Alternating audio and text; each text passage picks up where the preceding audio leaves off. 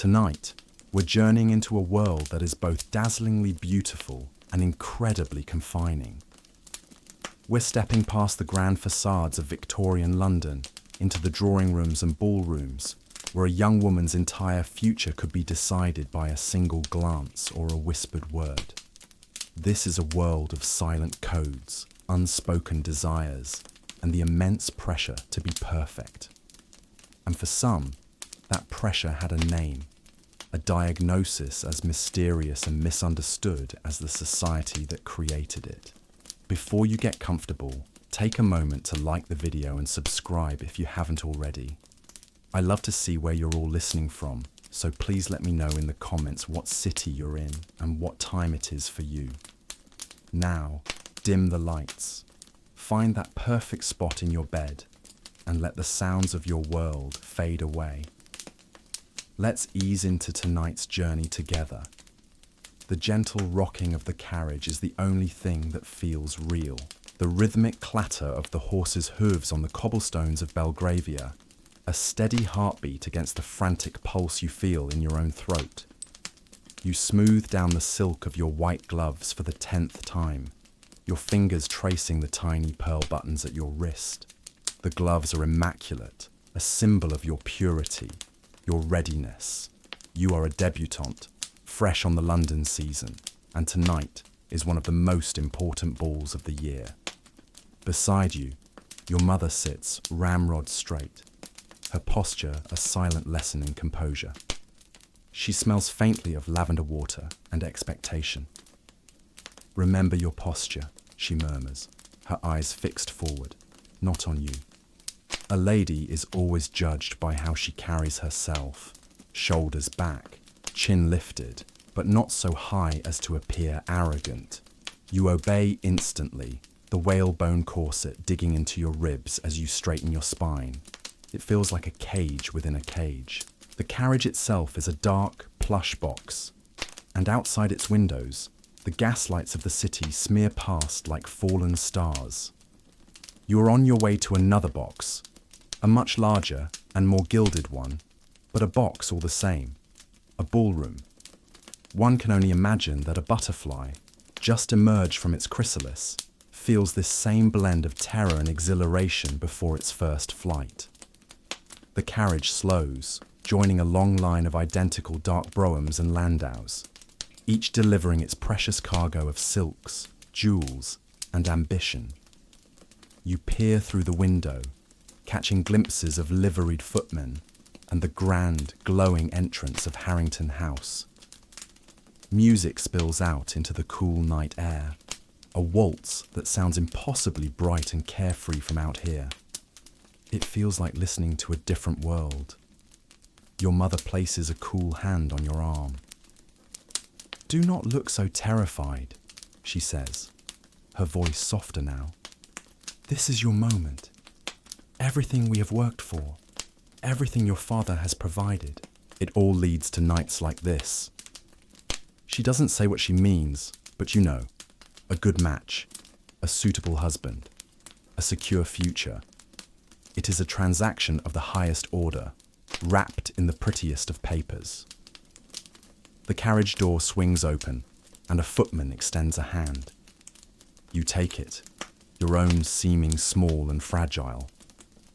Stepping onto the pavement, the sounds and sights rush at you.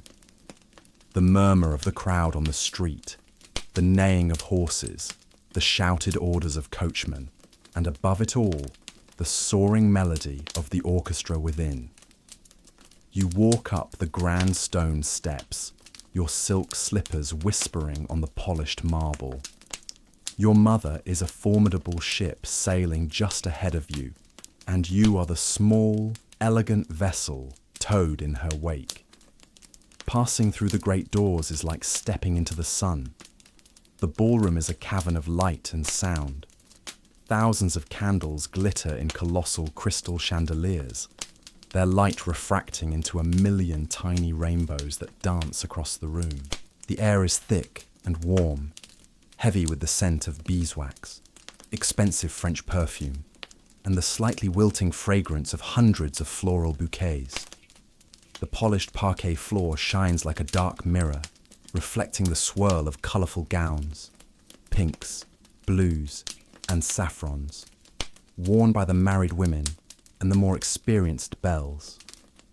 And then there are the other girls like you, the debutantes, a flock of white doves in your prescribed gowns of tulle, silk, and organza. Your mother guides you forward to greet your hosts, Lord and Lady Harrington. You dip into the low, practiced curtsy you have spent weeks perfecting. Your head is bowed, your eyes lowered. It was considered terribly improper for a young woman to make direct, bold eye contact upon an introduction. You must be demure, a blank page on which a man could write his own desires. You murmur your greetings, your voice feeling thin and lost in the general din. Lady Harrington smiles, her eyes crinkling, but they pass over you quickly, already looking for the next, perhaps more important, guest. You are just one of dozens. Your mother hands you your dance card. It's a delicate thing of ivory cardstock and silk cord with a tiny pencil attached. Do not fill it too quickly, she warns under her breath. And do not, under any circumstances, grant more than 2 dances to the same gentleman unless he is truly exceptional. And even then, never 2 in a row. The dance card. Not exactly a text message, but this little booklet was the entire architecture of your social evening. It was a binding contract for 10-minute intervals of polite, supervised interaction, all set to music. A light smile touches your lips as you imagine simply writing, "No thank you," across all the lines and spending the evening by the refreshment table. The thought is so scandalous, it almost makes you laugh. You stand by your mother's side near a potted palm, a fixed, pleasant smile on your face. This is your station. You are not to wander. You must wait to be approached. It feels, you think, not unlike being for sale. You watch the couple spinning in a quadrille, a complex dance of patterns and steps. It is all so ordered, so precise. A man approaches, bows to your mother, and then to you. He is older than you'd like, with a rather florid face, but his family is respectable. He requests the 3rd dance. You nod, smile, and watch him pencil his name into the 3rd slot on your card. The transaction is complete. The heat of the room is beginning to press in on you. The corset, which felt merely restrictive in the carriage, now feels suffocating. The myriad of conversations blends into a meaningless roar, a wave of sound that washes over you and leaves you feeling dizzy. You fan yourself a little faster, the delicate ivory sticks of your fan clicking softly. The language of the fan was a real code, with a flick of the wrist or a certain way of holding it conveying messages from "I am engaged" to "follow me." Right now, your frantic fanning probably just screams, "I am about to faint," which is not the message a prospective suitor finds appealing. You press your lips together and slow your hand, forcing a calmness you do not feel. It is a marketplace of souls, though no one would ever dare call it so. And your soul, it seems, is feeling a bit overwhelmed by the sheer volume of commerce. You survive the first 2 dances. One is with the florid-faced gentleman who speaks only of his father's hunting dogs. The other is with a young viscount so shy he barely meets your eyes, his conversation limited to 1-word answers. Each dance is a 10-minute eternity of polite smiles and aching feet. You are returned to your mother's side like a parcel, your duty performed. The smile on your face feels brittle, as though it might crack. The heat is growing more intense, the air more stifling. Your gaze drifts over the spinning couples, the bobbing heads, the flash of jewels and teeth. It's a beautiful, terrifying machine, and you are just one small cog, expected to turn smoothly and without complaint. You feel a wave of something close to despair, a longing for a single, quiet moment. A single, genuine conversation. Letting your eyes unfocus, you allow them to drift past the main throng of dancers, towards the quieter eddies of the room. Your gaze floats over the card players in a small antechamber, the gossiping matrons on their velvet settees, and settles near the tall, arched doorway that leads, you think, to the host's library. And that is when you see him. He isn't dancing. He isn't trying to catch the eye of any particular belle. He is simply leaning against the marble archway, observing the spectacle with an expression that is not bored but analytical. There is a quiet stillness about him in the midst of all this frantic motion. He is not conventionally handsome in the way of the square-jawed lords, but his face is full of intelligence, with dark, thoughtful eyes and a mouth that seems set in a line of gentle irony. He watches the proceedings as if he is a historian from the future, studying the bizarre rituals of a lost tribe. It's a light, amusing thought, and for the first time tonight, your smile feels real. As if he feels the weight of your stare, he lifts his head, and his eyes find yours across the expanse of the crowded floor. It happens in an instant, a connection so sharp and sudden it feels like a physical jolt.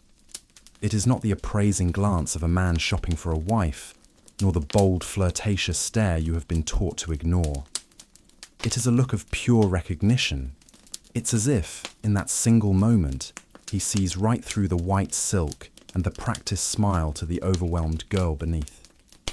And you, in turn, see him. A man who understands the absurdity of it all.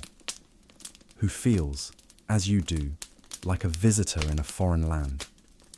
To hold a stranger's gaze for more than a fleeting second was a breach of all etiquette, a silent confession of interest that was shockingly forward.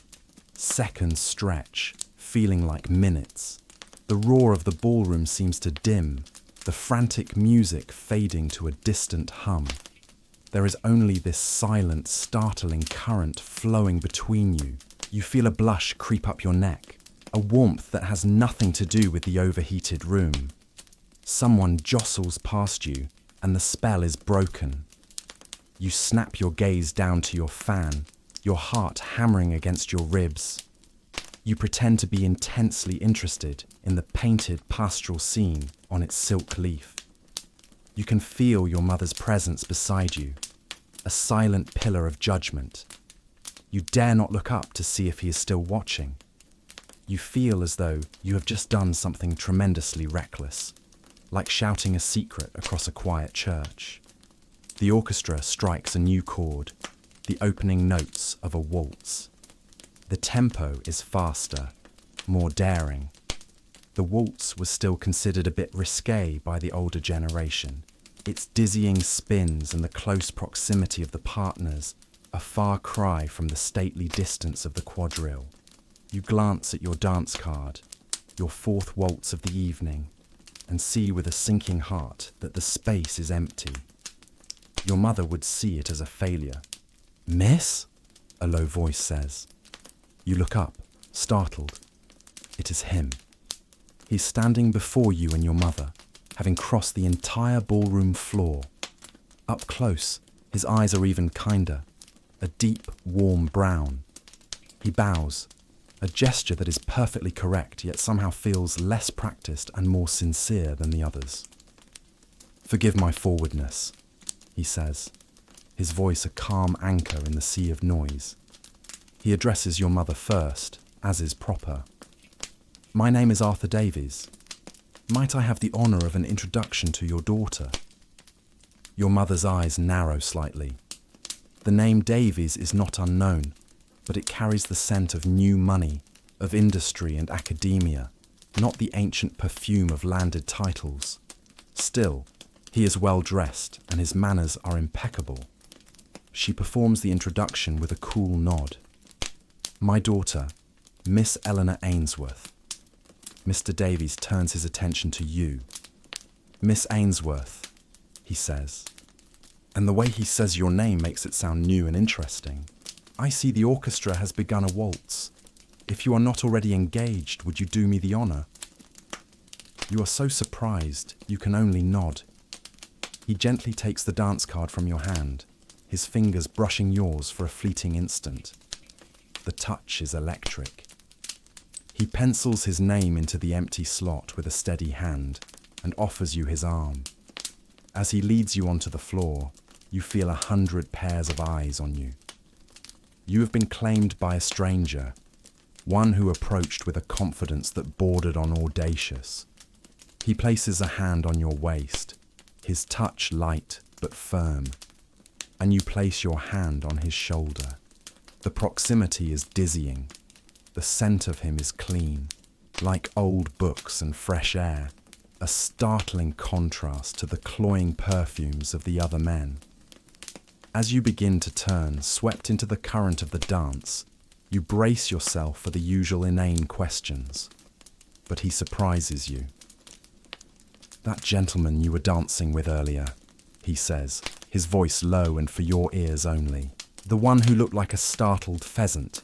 Did he say anything of interest?" You can't help the small laugh that escapes you. "He told me his prize-winning pig took a blue ribbon at the county fair," you whisper back, feeling wonderfully conspiratorial. A slow smile spreads across Mr. Davies's face, transforming his serious features. "Well," he says, his eyes twinkling, "that is a difficult conversational gambit to surpass." And just like that, the wall of formality between you crumbles. He doesn't ask if you're enjoying the season. He asks what you last read, if you find the music of Chopin to be overly sentimental, if you believe the new underground railway is a mark of progress or a noisy descent into chaos.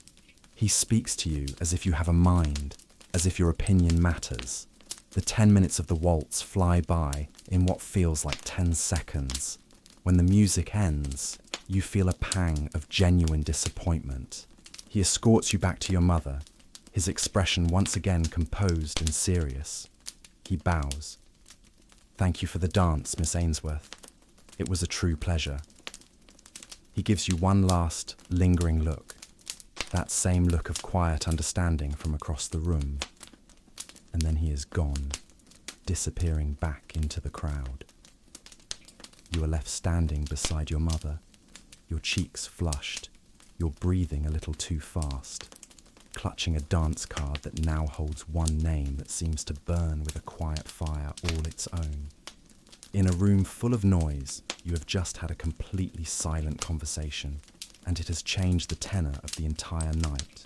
The morning sunlight streams into your bedroom, painting pale yellow stripes across the floral wallpaper. The world feels quiet, muffled, after the sensory assault of the ball. Lying in your bed, you close your eyes and let the memory of the waltz wash over you.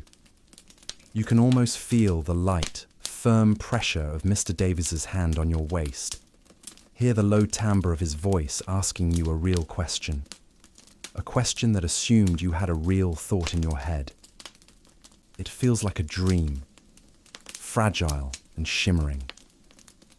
A knock at the door precedes your lady's maid, Sarah, who enters with a tray bearing tea and a small piece of toast. She pulls back the heavy curtains, her movements efficient and practiced. "Your mother wishes to see you in the morning room as soon as you are dressed, miss," she says. "She said to tell you that you will be at home this afternoon." The words send a little tremor through you.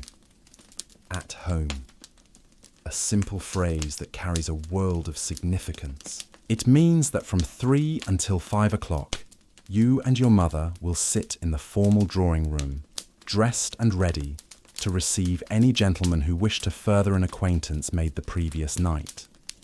It is the next crucial step in the intricate dance of courtship. A gentleman who enjoyed a lady's company was expected to call on her and her mother the very next day. To fail to do so was a clear and public snub. Your entire day will now revolve around those 2 hours. So much of a woman's life it seems, is spent waiting. You dress with Sarah's help, choosing a modest day dress of pale blue muslin. When you enter the morning room, your mother is already there, seated at her writing desk and going through household accounts. She looks up, her expression unreadable. "Eleanor, you danced twice with Viscount Ashworth." It is not a question. It is a statement of fact, gleaned from her network of fellow mothers. "He is an excellent match." You murmur your assent, your mind on a different dance partner entirely. "And you danced the waltz with a Mr. Davies," she continues, her pen tapping lightly on the inkwell. "His father made a fortune in shipping. The family is respectable, but they are new." The unspoken meaning hangs in the air. He is not a viscount. A faint headache begins to throb at your temples. By 2:30, you are seated in the drawing room. The room is immaculate, a museum of polite society. The air smells of lemon oil and the lilies arranged in a vase on the mantelpiece. You have your embroidery in your lap, a spray of violets you have been working on for weeks, but your fingers are clumsy today. Your stitches are uneven. Your mother sits opposite you, her needlework moving with relentless, perfect precision. The grandfather clock in the hall ticks with agonizing slowness. Every sound from the street outside, the rumble of a delivery wagon, the cry of a vendor, the clip-clop of a horse, makes you start, your heart leaping into your throat before settling back into a nervous, fluttery rhythm. You press a hand to your chest, trying to calm it. At 3:10, the doorbell rings. You both freeze for a second. John, the footman, enters moments later, his face as impassive as stone. He carries a small silver tray, a salver on which rest 2 pristine rectangles of white card. This tray is the arbiter of your social success. He presents it to your mother. She picks up the top card. "Viscount Ashworth," she says, with a small, satisfied smile. "He has done his duty." She looks at the second card. "And Mr. Finch," she adds, referring to the florid-faced gentleman of the previous evening. She gives the footman a nod, and a few minutes later, the Viscount is shown in. The visit is a masterpiece of social formality. He speaks to your mother about the weather. He compliments the room. He asks you if you are fond of needlework. You say that you are. He stays for precisely 15 minutes, the socially mandated length for a formal call, then bows and takes his leave. It is all so perfectly choreographed and so profoundly dull that you feel a little bubble of hysterical laughter rise in your throat. You swallow it down. A light smile is one thing, but laughing at a viscount is social suicide. Another hour crawls by. More cards arrive on the silver tray. A baronet, a captain in the army, the son of a member of Parliament. Each time John the footman enters the room, you feel that same jolt of hope, followed by a wave of quiet disappointment when the name you long to hear is not announced. Your headache is worse now, a tight band of pressure around your forehead. Your hands, resting in your lap, feel icy cold despite the warmth of the day. Your mother glances at you, her lips pursed in a thin line. "Sit up, Eleanor. You look wan. One would think you found this all a terrible chore." You straighten your back, forcing a pleasant expression onto your face, though you feel as though your nerves are being stretched taut, one by one. The calling card system was a language all its own. It was the Victorian equivalent of a follow request and a direct message all in one, but with infinitely more riding on it. The card itself was a work of art, engraved with a gentleman's name and sometimes his club. If he arrived to find you not at home, he would leave his card, often turning down one corner to signify he had come in person. To receive a card was an acknowledgement, To receive the gentleman himself was a triumph. Not to receive one at all from a man who had shown you even a flicker of interest. Well, it was a public humiliation, a sign that upon sober reflection, he had found you wanting. The clock on the mantelpiece begins to chime the hour of 5. The end of calling hours. A hollow feeling opens in your chest. It is over. He is not coming. You feel a flush of shame for having pinned so much hope on a single dance, on a brief, intelligent conversation. You must have imagined the connection between you. He was simply being polite. You look down at your embroidery, at the mangled violets, and you have to blink back a sudden hot sting of tears. Your mother makes a small sound of irritation, a tsk under her breath, already calculating how to recover from this perceived slight at the next social engagement. And then you hear it, the sound of running footsteps on the pavement outside, followed by the sharp, almost frantic ring of the doorbell. It is a shocking sound in the placid afternoon. You and your mother both look up, frozen in surprise. It is 5 minutes past 5. Who would be so bold? John, looking slightly flustered for the first time all day, enters the room. He carries the silver salver, and on its gleaming surface lies a single, solitary calling card. He brings it directly to your mother. You hold your breath, your hands clench so tightly in your lap that your knuckles are white. She picks up the card. You watch her face, trying to decipher her reaction. She reads the name, and her eyebrows raise just a fraction. She looks over at you, a long, calculating look, before placing the card face up on the small table beside her. You lean forward, just enough to see. The engraving is simple, elegant, and perfectly clear. Mr. Arthur Davies. The tight band of your headache seems to snap, the pressure vanishing as if it were never there. He came. Your mother gives a curt, almost imperceptible nod to the footman. It is the signal. Mr. Davies is to be admitted. A moment later, he is standing in the doorway of the drawing room, and his presence seems to change the very quality of the light. He looks different in the afternoon sun than he did in the candlelight of the ballroom. More solid, more real. He gives a slight bow, his eyes finding yours for a brief, reassuring moment before turning respectfully to your mother. Mrs. Ainsworth, he begins, his voice as calm as you remember it. Please forgive the disgraceful hour of my call. I was detained by a matter of business across the city, and I confess I ran the last 3 blocks, fearing your footman would have already barred the door for the day. A man of his station, running? The image is so unexpected it brings a faint smile to your lips. It's a charming admission, both a compliment and a clever excuse.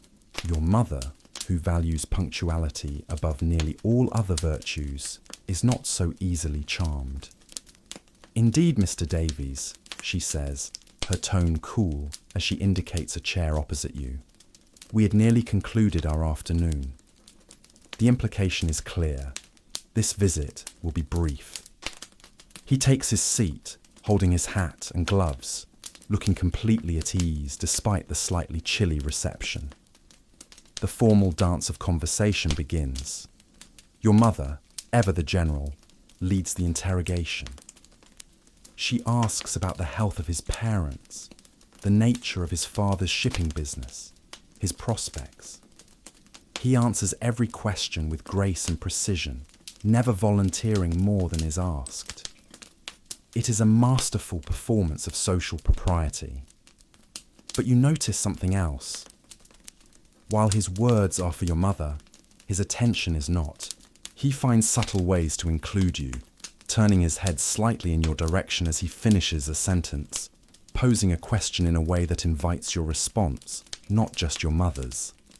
The city traffic is becoming quite unbearable, he might say to your mother, before adding, I imagine it makes a trip to the lending library quite an expedition, Miss Ainsworth. This small gesture is, in its own way, a quiet rebellion. He is refusing to treat you as a silent accessory to the negotiation. Your mother, you notice, redirects the conversation back to more suitable topics each time. A small, almost humorous tug of war for control of the room. The conversation is beginning to feel stilted, trapped by the rigid confines of the drawing room.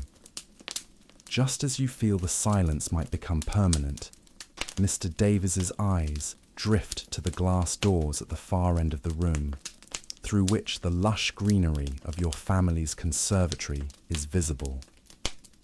"Good heavens, Mrs. Ainsworth," he says, his voice filled with genuine admiration. "Is that a Phalaenopsis amabilis, an orchid of exquisite quality? My own father has tried to cultivate one for years with no success. He has, with one sentence, completely disarmed your mother.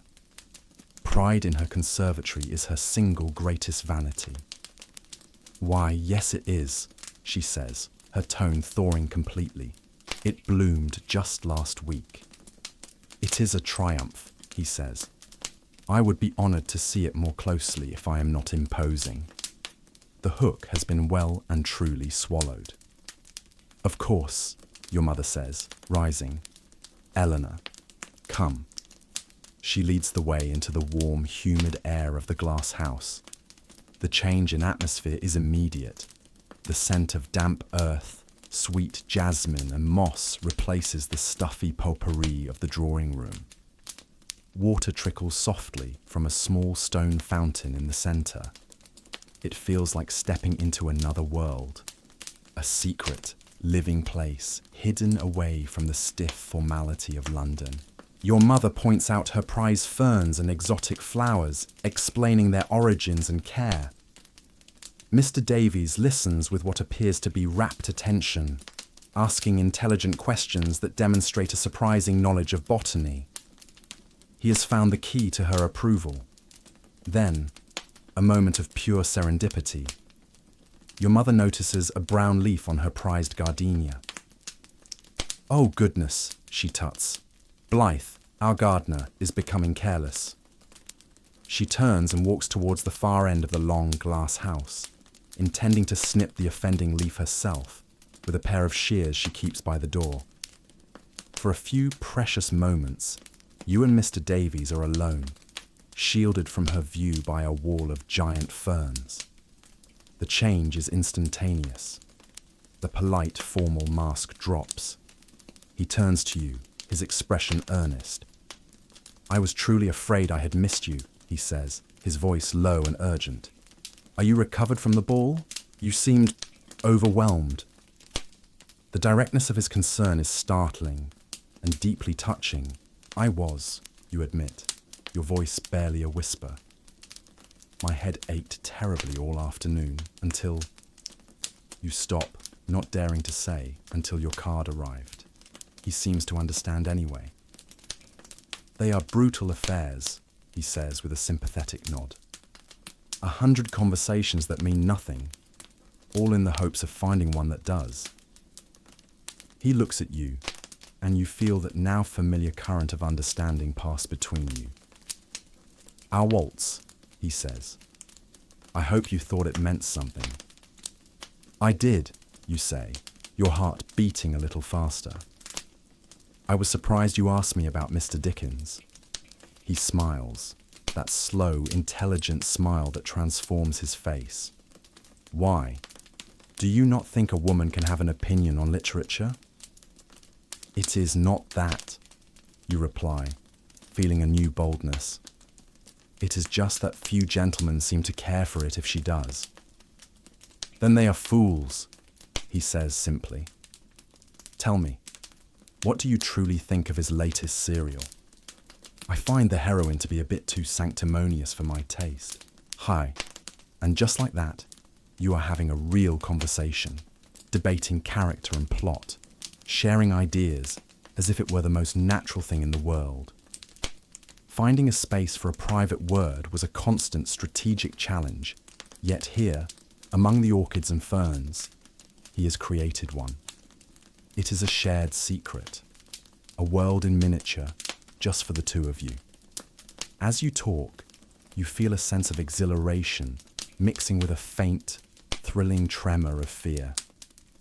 This is not the demure, agreeable young woman your mother is trying to present to the world. This is you, and he is seeing you, truly seeing you. It is a dangerous thing, you realize, to be seen for who you truly are. It makes the performance of everyday life feel flimsy and false.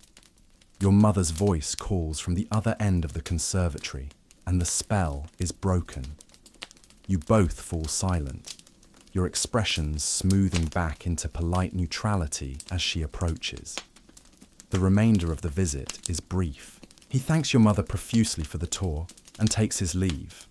As he bows to you in the drawing room, his eyes hold the memory of the conversation you just shared. After the front door closes, your mother turns to you. "He is a very intense young man," she says, frowning slightly. "Far too many opinions for his own good."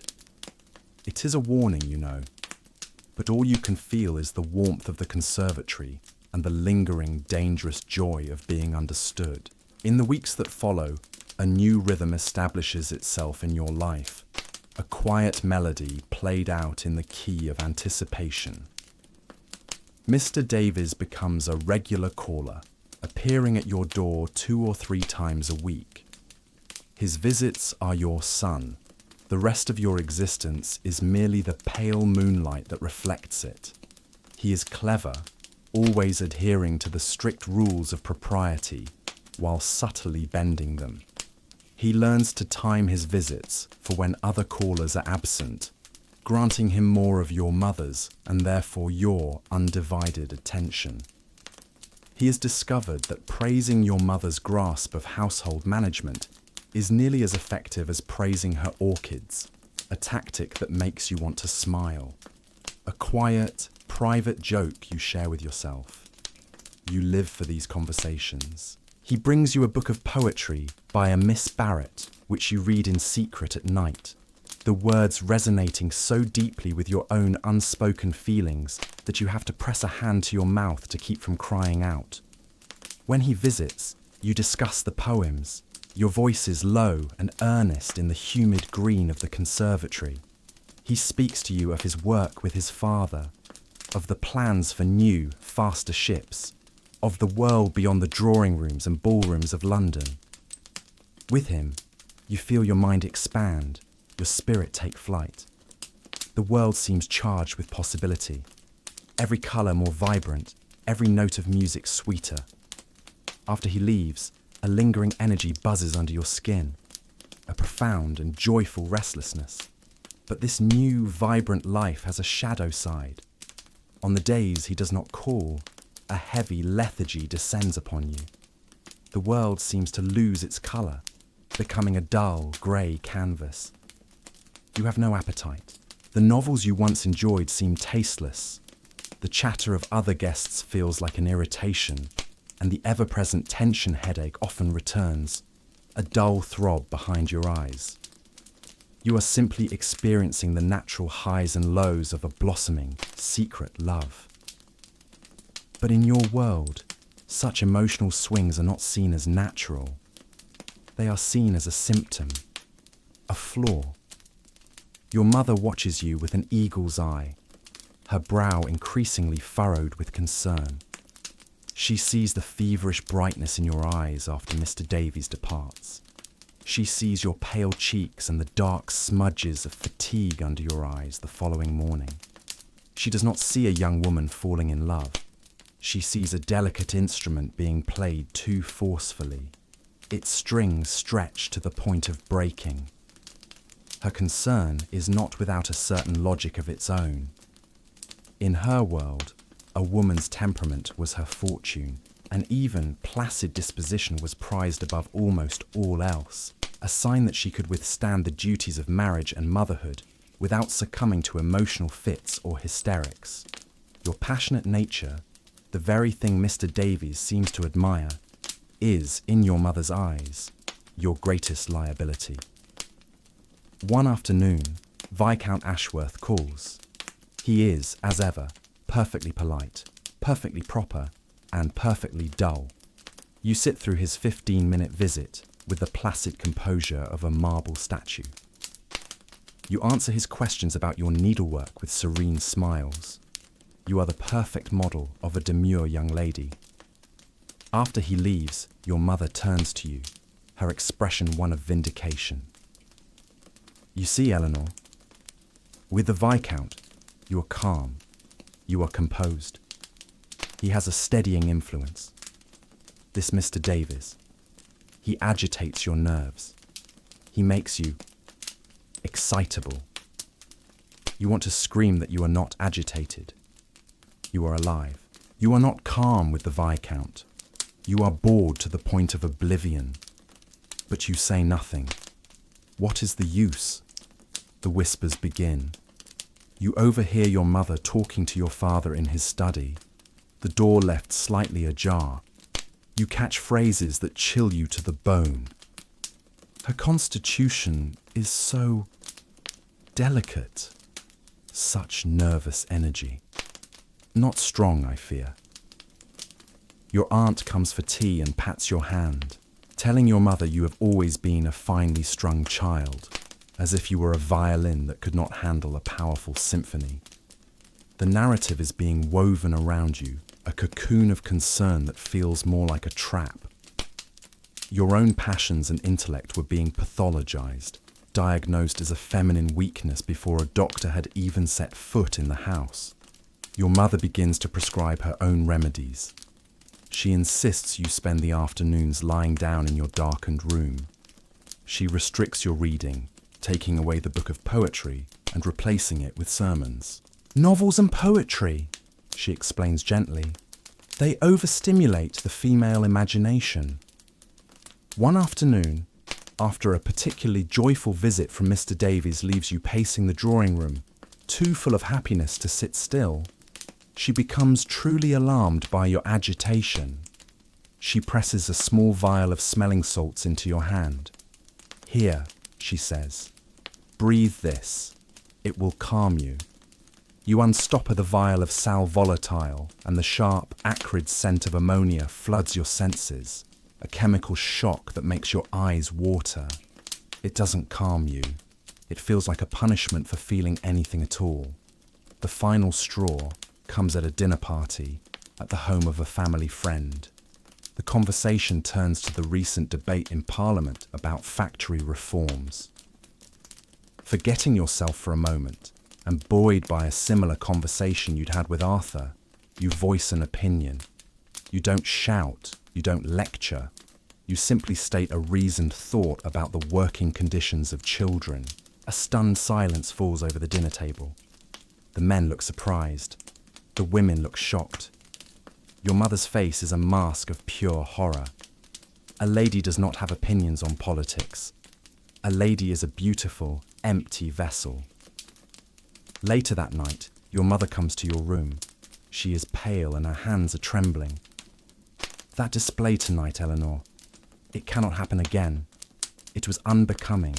It suggests an instability of mind. You try to defend yourself, but your passionate arguments only serve to prove her point. Your earnestness is seen as hysteria, your intelligence as a dangerous fever. It is a strange feeling to have your own heart described to you as a sickness. The next morning, she speaks to your father. Her voice is firm, her decision made. I cannot manage this on my own, you hear her say. Her nerves are frayed. I am sending for Dr. Albright. The day Dr. Albright is scheduled to arrive, a funereal quiet settles over the house. The staff move with hushed footsteps, and even the ticking of the grandfather clock in the hall seems to have taken on a sombre, judgmental tone. You are instructed to wear a simple day dress and wait in the small, rarely used sitting room, a room with heavy velvet curtains and dark, oppressive furniture. You sit on the edge of a scratchy wool settee, your hands folded tightly in your lap. You are not ill, you are not mad, and yet the world has conspired to treat you as though you are both. You think of Mr. Davies, of Arthur, and what he would make of this sober charade. The thought brings a small, sad smile to your face. He would see the absurdity in it all, and his clear-sightedness feels a million miles away. You hear the arrival of his carriage, the front door opening and closing, the low murmur of your mother's voice greeting him. His footsteps are heavy and confident on the stairs. Doctor, Albright is a man who walks as if the world should arrange itself for his convenience. He enters the room, and he is exactly as you imagined. Tall, broad, with a fringe of grey hair, and a gaze that seems to take in everything and understand nothing. He smells faintly of carbolic soap and leather. He greets you with a brief, dismissive nod before turning his full attention to your mother. You are to be a spectator at your own diagnosis. Your mother, her voice trembling slightly, begins to recite the list of your transgressions, now reframed as symptoms. She is prone to bouts of excitement, doctor, followed by periods of great lethargy. Her appetite is poor. She complains of headaches. She's been reading novels of a very stimulating nature, and she has taken to voicing strong opinions, even on masculine subjects like politics. She says it all with an air of tragic confession, as if she is describing a moral failing rather than the simple act of being alive. Doctor. Albright listens, nodding gravely. Then he turns to you. Well, young lady, let's have a look at you. His examination is brief, clinical, and profoundly impersonal. He takes your wrist between his thumb and forefinger, his touch cold, and stares at his pocket watch as he counts your pulse. He presses a cold metal stethoscope to your chest and back, instructing you to breathe deeply, his face betraying no emotion. He gently pulls down the skin beneath your eyes to inspect the colour. He asks you a series of questions in a detached, paternalistic tone. Do you suffer from a feeling of faintness? Do you experience a sensation of a lump in the throat? Are you given to fits of weeping or laughter without due cause? You try to answer honestly. You try to explain. Doctor, I assure you, I am quite well. I have been enjoying the season. I have been engaged in some very interesting conversations, that is all. It makes one feel animated. He gives you a small patronising smile and pats your hand. There, child. The very animation you speak of is a sign of an overwrought system. He does not believe a word you say. Your own testimony is merely another symptom to be noted and dismissed. He believes your mind is a fantasy, your feelings a fiction. Having completed his perfunctory examination, he rises and turns his back to you, addressing your mother as if you were a piece of furniture. It was a common practice, you know, for a doctor to discuss a female patient with her husband or parent as if she wasn't even there. Her own account was considered unreliable, clouded by the very emotionality that was her ailment. The signs are unmistakable, Mrs. Ainsworth, he says, his voice a low, serious rumble. It is a clear case of female hysteria. The word hangs in the air, ugly and amorphous. Hysteria. It wasn't a diagnosis so much as a condemnation, a label for any woman who deviated from the placid, silent ideal. It was a term with ancient roots, derived from the Greek hystera, for uterus. The old physicians, in their infinite wisdom, believed that a woman's womb could become detached and wander about her body, causing all manner of emotional and physical chaos. While Dr. Albright might not believe in a literal wandering womb, the sentiment remained. Your entire being was governed by a faulty, feminine biology that was prone to breakdown. He continues, outlining his theory. Her nervous system is dangerously overstimulated. The late nights, the rich foods of the season, that is part of it. But the true culprit, he says, glancing at the bookshelf in the corner, is an excess of intellectual activity. These novels, this poetry, they create a fever in the feminine mind. These intense conversations you speak of, they are the equivalent of pouring fuel on a fire. A woman's mind is not built for such strain. It is a delicate instrument, not a brute tool. He is, without naming him, diagnosing your connection with Arthur Davies as a disease. The joy, the intellectual spark, the feeling of being truly seen, he has taken all of it and twisted it into a pathology. You feel a cold dread creep through you. This label, this word, hysteria, is a cage. It is vague enough to be irrefutable and serious enough to justify almost any action taken against you. He has taken the vibrant, complex tapestry of your inner life and given it a single, ugly name. Dr. Albright snaps his leather medical bag shut. The sound echoes in the quiet room, a sound of finality. The treatment must be swift and absolute, he informs your mother. There can be no compromise. He begins to list his instructions, a series of pronouncements that will become the architecture of your new life. He leaves a few minutes later, the house falling silent once more in his wake. Your mother turns to look at you. The worry in her eyes has been replaced by something new, a kind of clinical pity. You are no longer her daughter who feels too much. You are Dr. Albright's patient, and your cure is about to begin. The cure begins not with a bang, but with a quiet, systematic dismantling of your life. The morning after Dr. Albright's visit, your mother comes to your room. Her face is set with a kind of grim resolve, the look of a general undertaking a necessary but unpleasant campaign.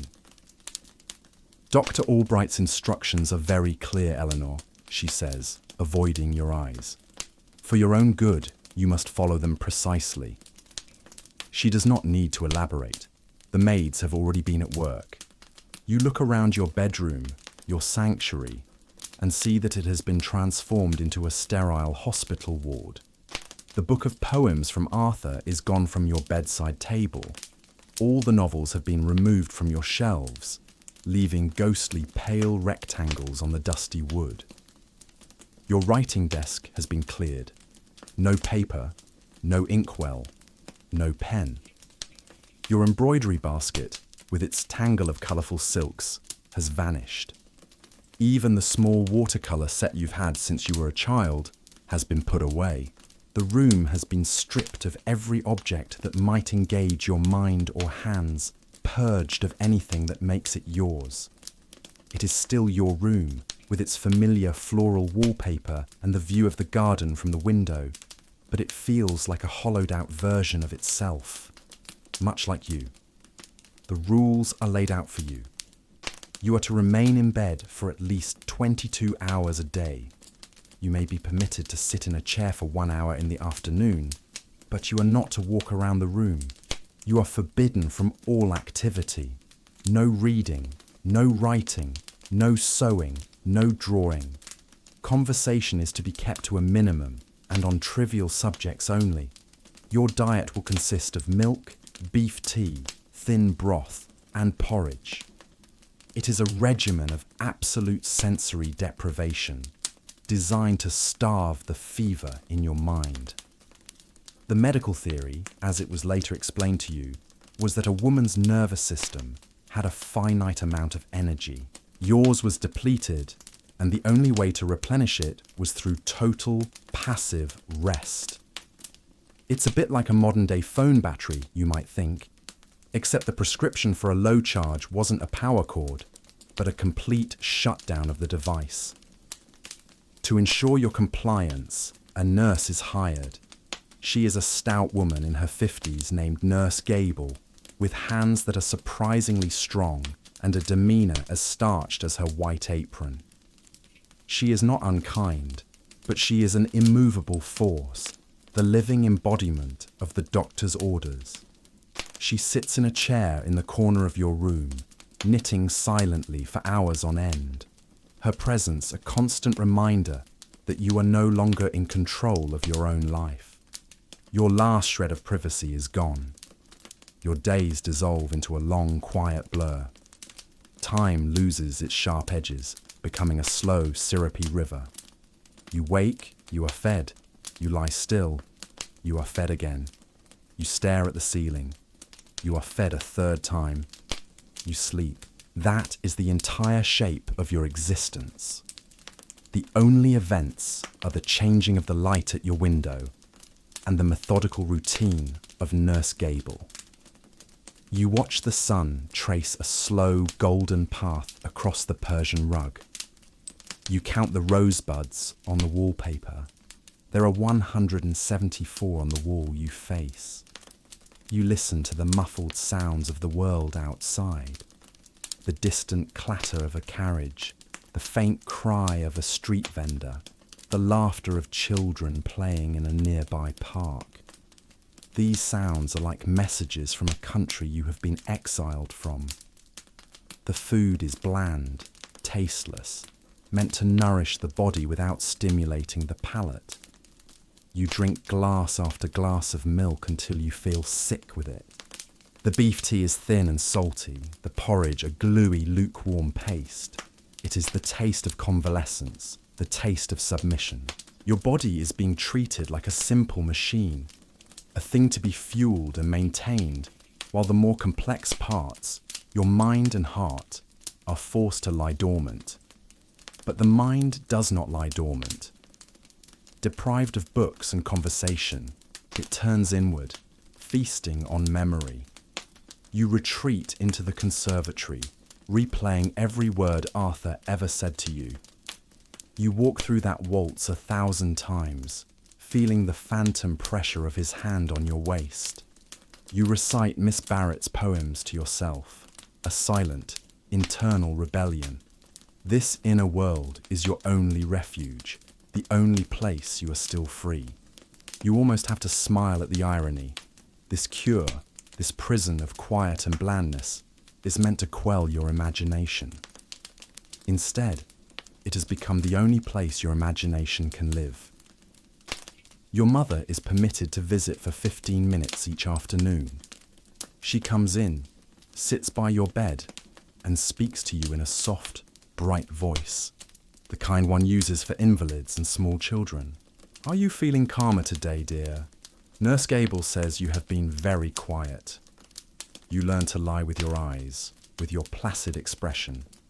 You learn to perform the role of the good patient.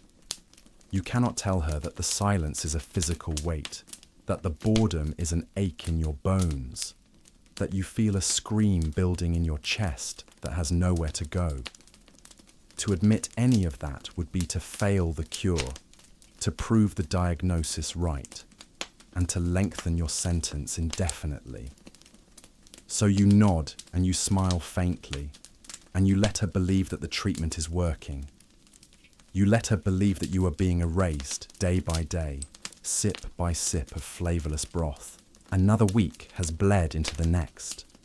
The world has been reduced to the four walls of your bedroom. Your existence measured in spoonfuls of broth and the slow, creeping shadows on the floor.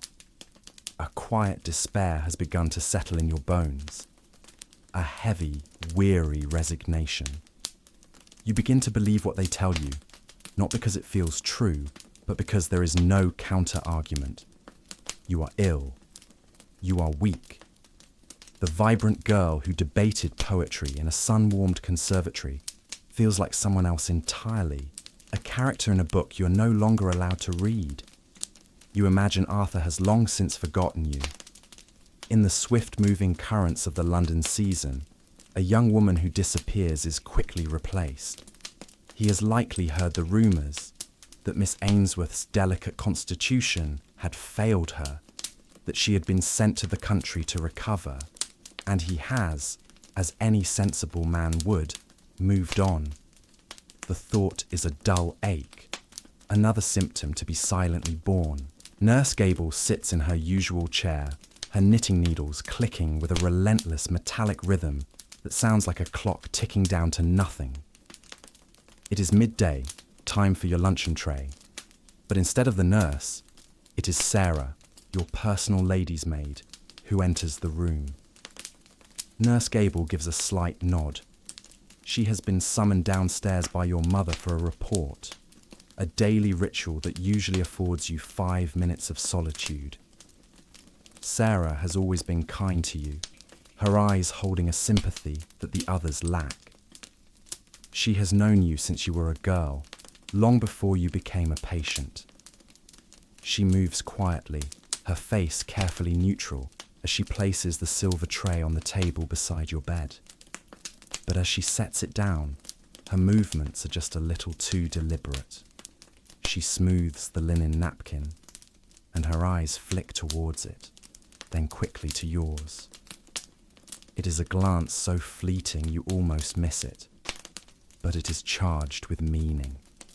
It is a conspiracy.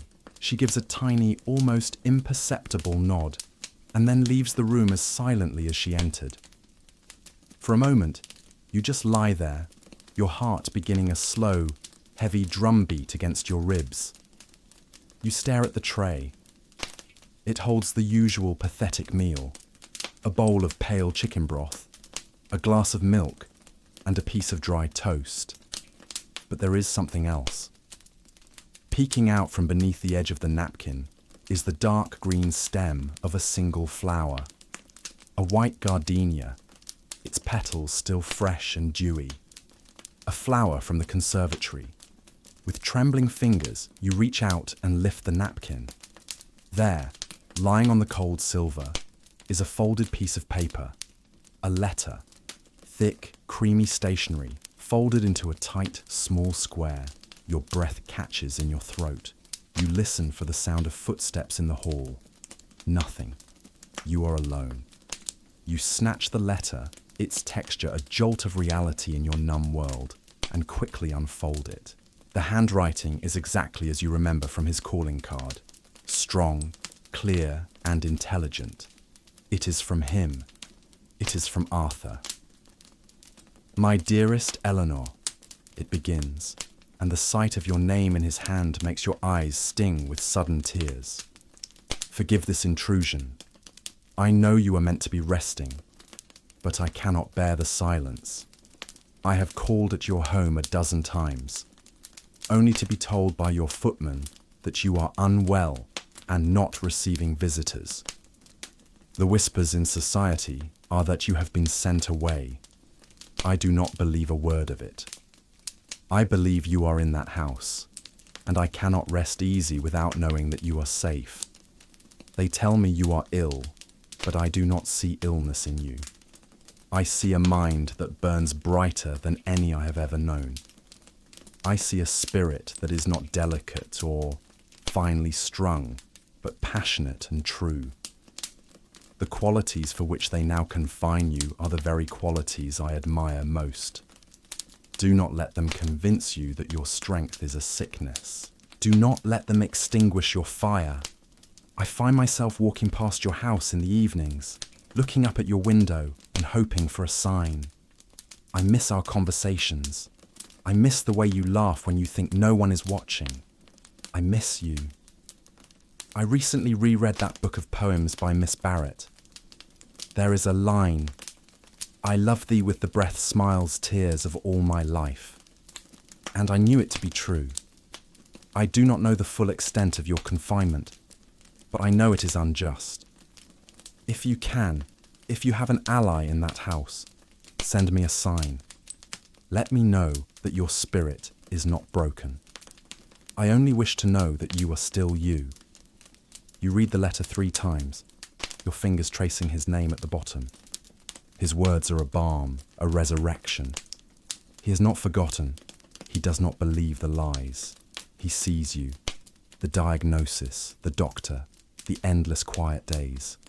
They all shrink and fade, exposed as a hollow fiction in the face of his unwavering belief. This single sheet of paper holds more healing power than all of Dr. Albright's prescriptions combined. It is not a cure he offers, but something far better, a co-conspirator. It's the most wonderful, curative thought. and it makes you smile. A real, genuine smile for the first time in what feels like an eternity. You hear Nurse Gable's heavy tread approaching in the hall. With frantic speed, you fold the letter and slip it under your pillow, smoothing the covers just as she enters the room. She glances at the tray. "Good," she says, seeing that you have drunk some of the broth. "You have a better appetite today." You simply nod, your heart singing with your secret. Later that night, long after the house is dark and silent, you retrieve the letter. You hold it to your face, imagining it carries his scent, the scent of books and fresh air. You press the dried gardenia against your cheek. He asked for a sign, and you know, with a sudden fierce clarity, that you will find a way to give him one. Arthur's letter is a secret sun, warming you from beneath your pillow. It has burned away the fog of despair and ignited a tiny, fierce flame of defiance in its place. He asked for a sign.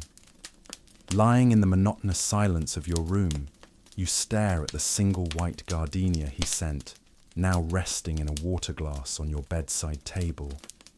Its waxy petals seem to hold a secret language of their own. And that's when the idea strikes you. An idea born of the very lessons in genteel femininity that were meant to keep you docile. Floriography, the language of flowers.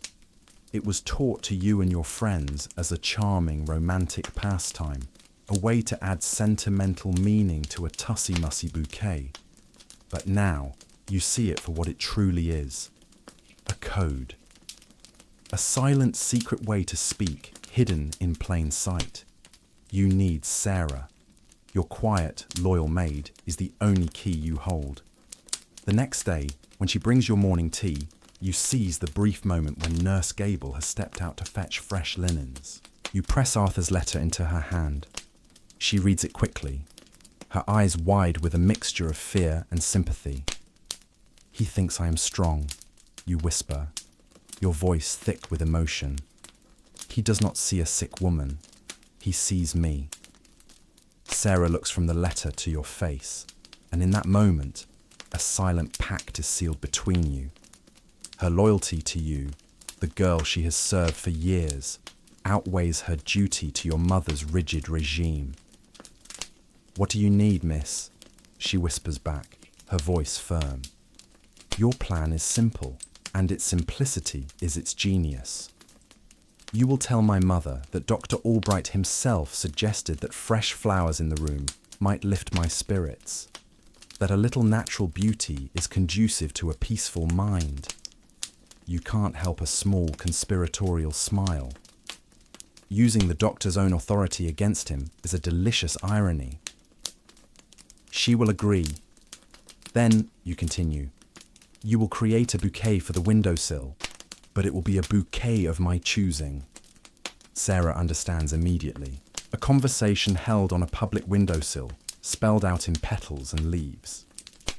That afternoon, Sarah presents the idea to your mother, who finds it entirely sensible. Nurse Gable agrees that a splash of colour would be a welcome addition to the sterile environment. You are granted permission to have fresh flowers. The first lock on your cage has begun to turn. Now for the message itself. You cannot be too bold at first. You need to confirm that you have received his letter and that his words have given you hope. That evening, when Sarah comes to turn down your bed, you whisper your instructions. "A sprig of ivy," you say, "for fidelity and endurance. A pink carnation, which means I will never forget you. And a handful of yellow acacia for secret love." The next day, a beautiful vase appears on your windowsill, arranged by Sarah's clever hands.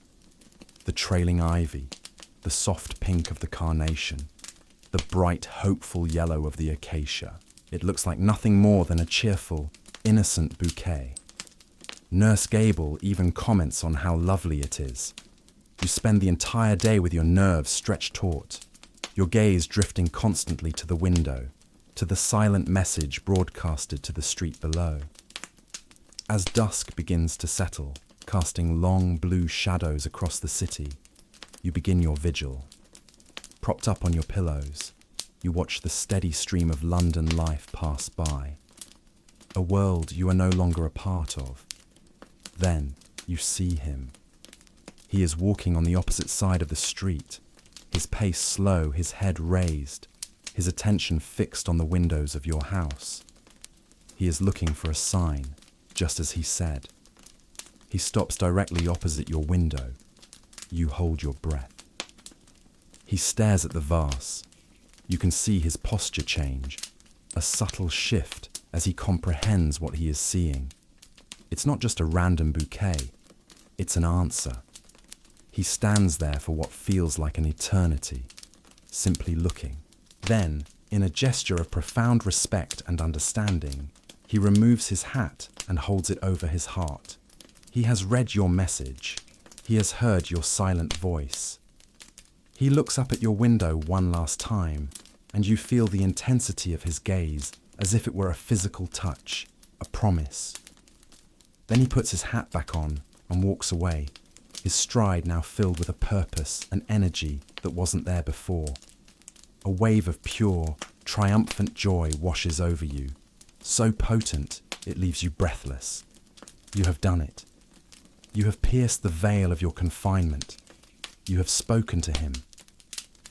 The rest of the evening, you feel a lightness you haven't felt in weeks. The bland broth almost tastes savoury. The silence of the room feels peaceful, not oppressive.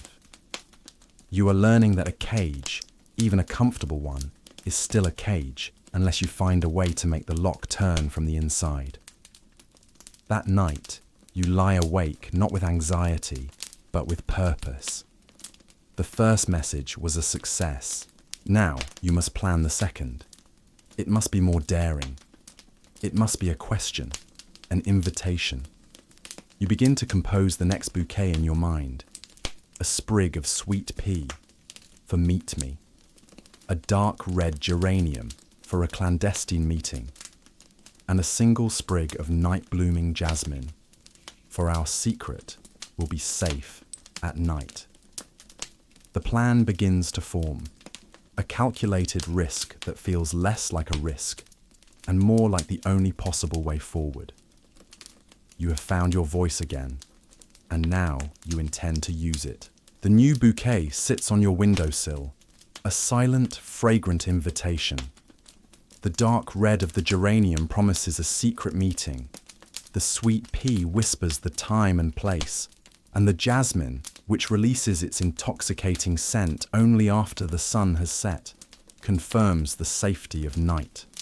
For 2 days, you exist in a state of suspended animation, every nerve alight with a mixture of terror and hope. Each evening, you watch for his signal. On the second night, he appears at the usual time. He doesn't just nod, he stops, places his hand over his heart in a gesture of profound acknowledgement, and then touches the brim of his hat. The message has been received and accepted. The meeting is set. The day arrives, a stretch of 24 hours that feels as long as all the previous weeks of your confinement combined. You are a model patient. You drink your milk without protest. You lie still, your hands folded placidly over the coverlet. You offer Nurse Gable a faint, tired smile when she speaks to you. Inside, your heart is a frantic drum, beating out a rhythm of risk and rebellion. Every decision you make, every word you say, is a performance designed to lull your captors into a false sense of security. If you are caught, you know what it will mean. Your hysteria will be deemed a far more stubborn case than Dr. Albright first suspected. Your confinement will be extended, the rules made stricter, and Sarah will be cast out, her reputation ruined. The weight of that trust is a heavy, sobering thing. The hours crawl by. 9 o'clock. Your mother comes for her final check of the evening, kissing your forehead and telling you to have a restful night. 9:30. Nurse Gable, with a final adjustment of your pillows, departs for her own supper and respite in the servants' hall below. She will be gone for at least half an hour. The window of opportunity is open. The moment she is gone, Sarah slips into your room, a dark wool cloak held in her arms. She says nothing, her face pale but her eyes resolute. Your heart hammers against your ribs so hard you fear it can be heard in the hallway. You slide out of bed. Your legs, unused to bearing your own weight, feel like trembling stilts. You lean on the bedpost for a moment, steadying yourself. Sarah wraps the heavy cloak around you, and you pull the deep hood over your head, hiding your face in shadow. Every sound is magnified. The whisper of your slippers on the rug, the tiny creak of a floorboard, the frantic pulse in your own ears. You follow Sarah out of your room and down the narrow, winding back stairs used by the staff, a secret artery within the body of the house. The air here is different, smelling of beeswax and cooked cabbage, the smell of the world that keeps yours running. At the bottom of the stairs is the door to the garden. It is always bolted from the inside at night. Sarah, her hands deft and silent, slides the heavy iron bolt back. The click sounds as loud as a gunshot in the stillness. She pushes the door open, and the night air rushes in to greet you. It is cool and damp, and it feels like the most glorious thing you have ever felt. It smells of wet earth, of sleeping roses, of freedom. You stand on the threshold for a second, just breathing, letting the sensation wash over you. Then you step outside, into the walled garden. It is a world of shadows, lit by a sliver of moon and the soft golden rectangles of light from the windows of yours and your neighbours' houses. You see the familiar, skeletal outline of the conservatory, your secret meeting place, now a silent, glassy ghost. Sarah points you toward the stone fountain at the garden centre, gives your arm a final, encouraging squeeze, and retreats back into the house to stand watch. You are alone, and you begin to walk across the damp grass. For the first time in weeks, you are not a patient, not a problem to be solved, but simply a woman walking toward the man she loves. He is there, a tall silhouette in the deep shadow of an old yew tree. He steps forward as you approach, and he says your name, Eleanor. His voice a low caress that is full of worry and relief. He closes the distance between you in 2 long strides and takes your hands in his. His grip is warm and firm, an anchor in the swirling sea of your emotions. I had to see you, he says, his eyes searching your face in the dim light. I could not bear to think of you in there, alone. I am not alone now, you whisper. You tell him everything. The endless days, the starched white of the nurse's uniform, the bland food, the crushing silence. As you speak, you see a cold anger settle in his eyes, a fury on your behalf that is more comforting than any expression of pity. To treat a mind like yours as an illness, he says, his voice tight with rage. It is a barbarism that passes for medicine. He shakes his head, and a small, dark laugh escapes him. And here we are, criminals in a garden, all for the crime of reading poetry.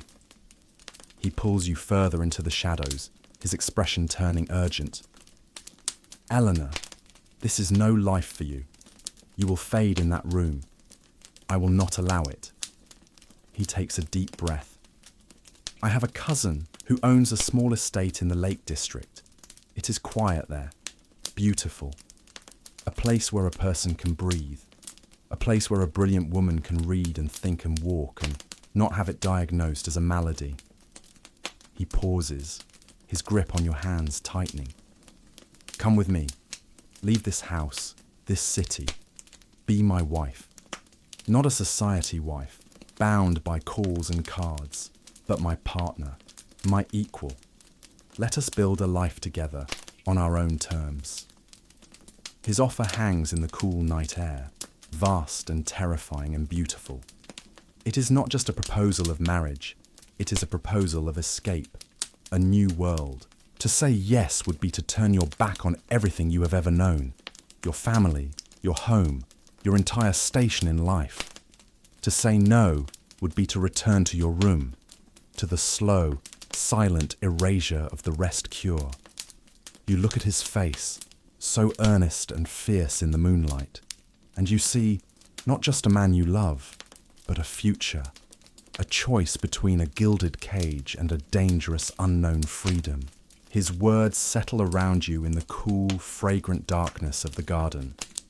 A life away from all this. A life where your mind is not a malady. It is a proposition so radical, so audacious, that it takes your breath away. For a moment, the sheer terrifying scale of it paralyzes you. To leave would mean abandoning everything you have ever known. Your home, with its familiar comforts and oppressive silences.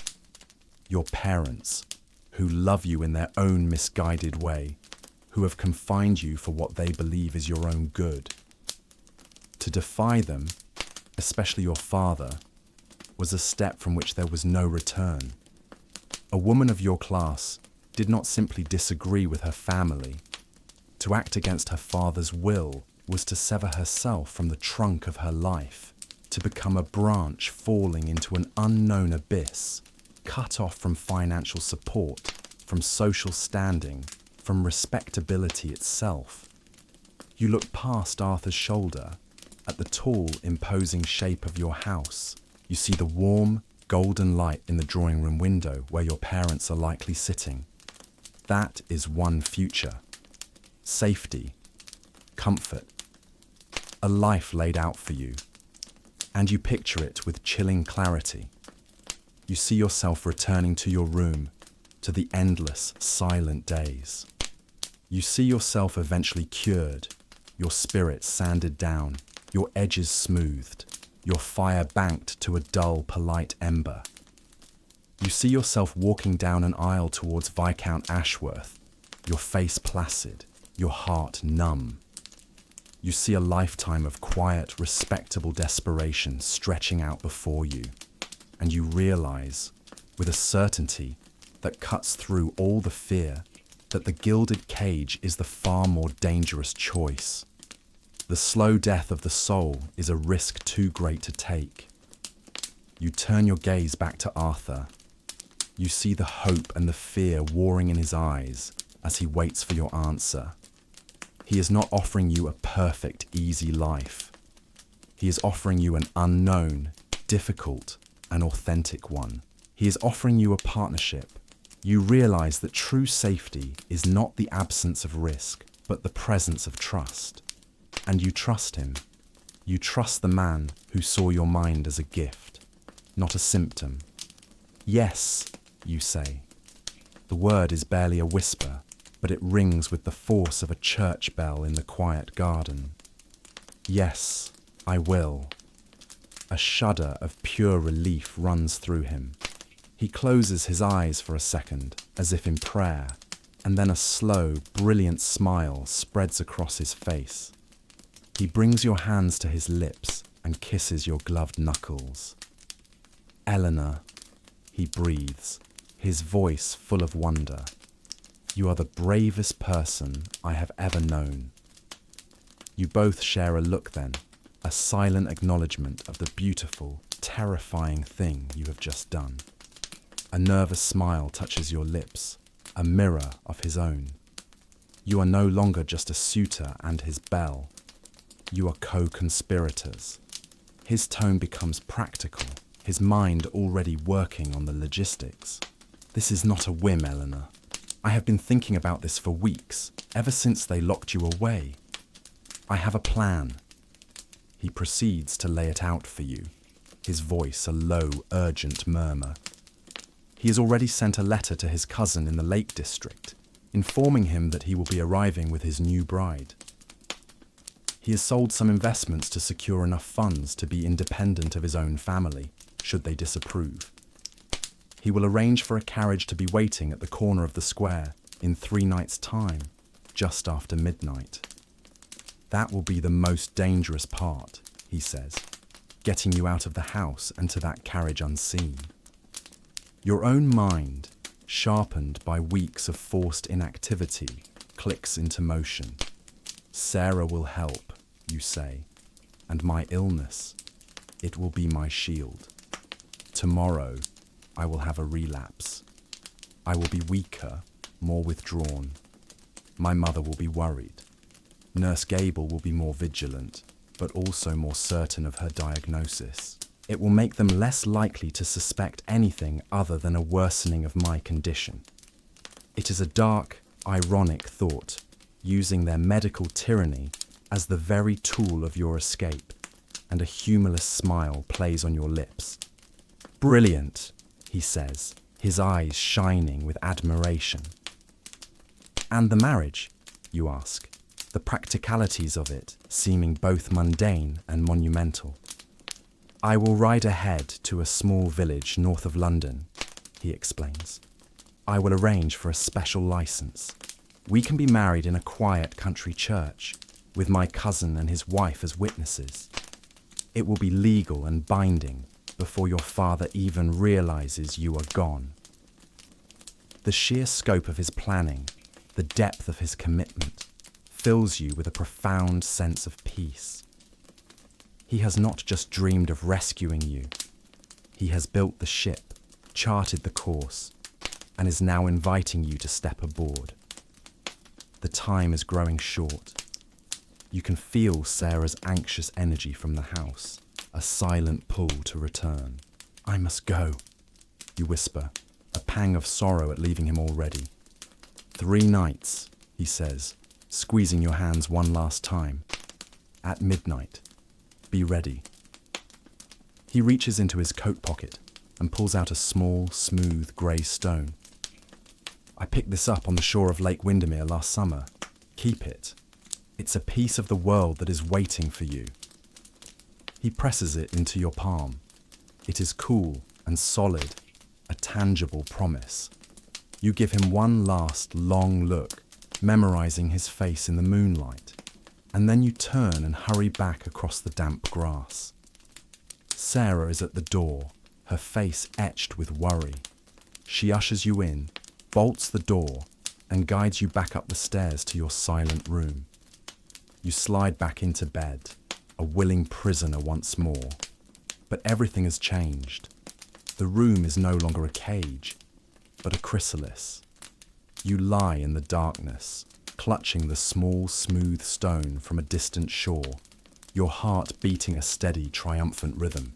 You are no longer waiting for a cure. You are waiting for midnight. The next 3 days are the most difficult performance of your life. You retreat so far into yourself that you almost believe the fiction. You turn your face to the wall, refusing food. You allow your limbs to feel heavy, your voice to become a weak and reedy thing. Your mother's concern deepens into anguish. Nurse Gable watches you with a grim satisfaction, her presence a constant, heavy weight. This, her stern expression seems to say, is the inevitable result when a patient's sickness is so deeply rooted. Your apparent decline provides the perfect cover. No one would suspect a girl so fragile of plotting a daring midnight escape. On the 3rd night, you have a quiet, tearful farewell with Sarah. In the few moments you have alone, you press a small locket from your own jewellery box into her hand. Thank you, you whisper, a wholly inadequate phrase for a woman who has risked everything for you. She simply squeezes your hand, her eyes shining. Be happy, miss, she whispers back, and you know she means it. On your bedside table, you leave a sealed letter. It is not an apology, but an explanation. You tell your parents that you love them, but that you cannot survive the life or the cure they have chosen for you. You tell them you have gone to find a life where your spirit can breathe. It is the kindest, most honest goodbye you can manage. At the stroke of midnight, the house is submerged in a deep and profound silence. Sarah slips into your room, a dark shadow in the moonlight. You are already dressed in a simple, sturdy travelling gown beneath your nightdress. You shed the trappings of the invalid, leaving the delicate white cotton on the bed, like the empty chrysalis of a creature that has already taken flight. You pull on the heavy cloak, the small, smooth stone from Arthur warming your pocket, a secret anchor to your future. You do not look back as you close the bedroom door for the last time. The journey down the back stairs and out into the garden is a familiar path now. The London air is cold, thick with a damp mist that muffles all sound. The cobblestones of the street are slick and grey. This time, you do not linger. You walk swiftly, your hood pulled low, every shadow a potential enemy. But the streets are deserted. You are a ghost, slipping through a sleeping city. You are not running away from something, but running toward everything. Just as he promised, a dark, unmarked carriage waits at the corner of the square. The door swings open before you even reach it, and Arthur's hand emerges, reaching for you.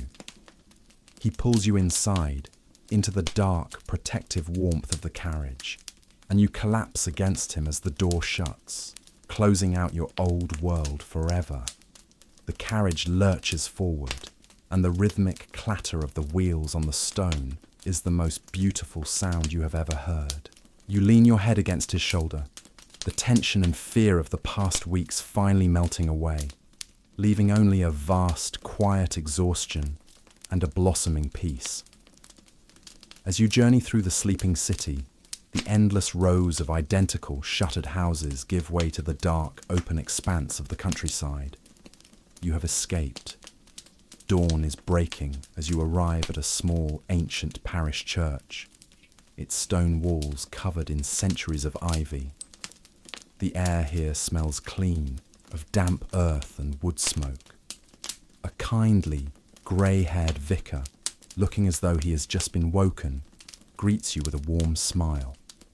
Arthur's cousin and his wife are there, their faces full of a welcoming kindness. In the soft candlelight of the old church, you say your vows. Your voice is quiet but steady. Arthur's hand is firm and warm as he slides a simple gold band onto your finger. There is no crowd, no spectacle, no grand society affair. There is only the solemn, sacred weight of your promise to each other. A bond forged not of convenience or status, but of mutual respect and a shared rebellion. The final leg of your journey takes you north, into the wild, breathtaking beauty of the Lake District.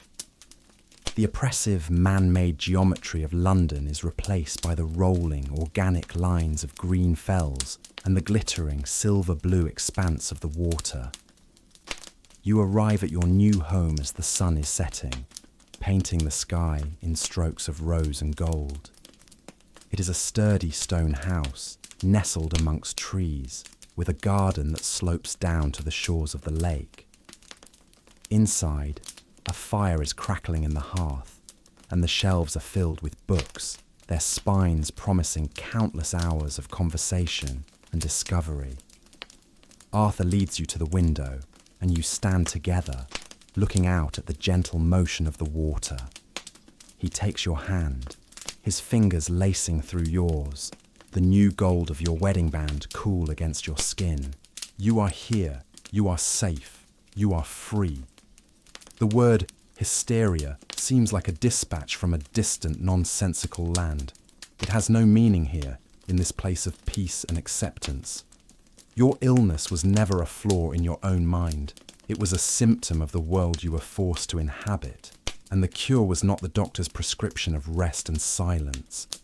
The cure was this: a radical act of self-preservation, a courageous leap of faith, and the quiet, steady presence of a love that did not seek to confine you, but to set you free. And so, your journey finds its quiet harbour, on the shore of a peaceful lake, far from the noise and judgment of the city. Let the image of the house soften now, the warm glow of the firelight blending with the cool silver of the moon on the water. The story is told. The struggles have resolved into a gentle, tranquil peace. Feel the weight of that peace settle over you now, a soft, warm blanket in the stillness of your own room. Your own world is quiet.